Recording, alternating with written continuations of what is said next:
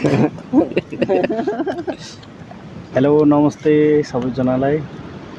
आज चाहिँ हामी नाइट ड्युटी र नाइट ड्युटीमा चाहिँ यो मङ्सिरको चिसोमा आगो ताप्दैछौँ र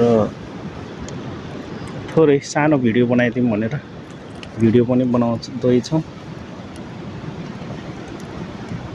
हाय गाइज, आउनुस् आगो ताप्नलाई आउनुस्। चिसो धेरै बढिरहेको छ, आउनुस्। चिसोले एकदमै चिसो धेरै छ र हामी नाइट ड्युटीमा छौँ। कस्तो भइरहेछ?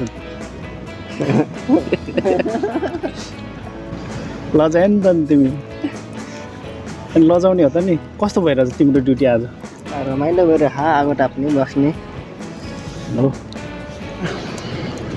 हाम्रो चाहिँ नाइट ड्युटीमा एकदमै चिसो भइरहेछ र शीत पनि झरिरहेछ।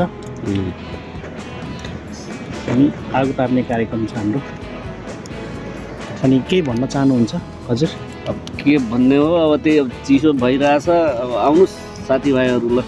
अनि भिडियोलाई खुब लाइक गर्नुहोस्, सब्सक्राइबर गर्नुहोस् र सेयर पनि गर्नुहोस् र कमेन्ट पनि गर्नुहोस् कस्तो के भइरहेछ भनेर। धन्यवाद। उहाँले भनेको त सुन्नु भइहाल्यो। हजुर चाहिँ फेरि के भन्न चाहनुहुन्छ? मैले केही भन्न चाहन्न। चिसो बढिरहेछ, आगो ताप्नु पर्छ, खाइकन बिरामी भइन्छ। यति नै हो।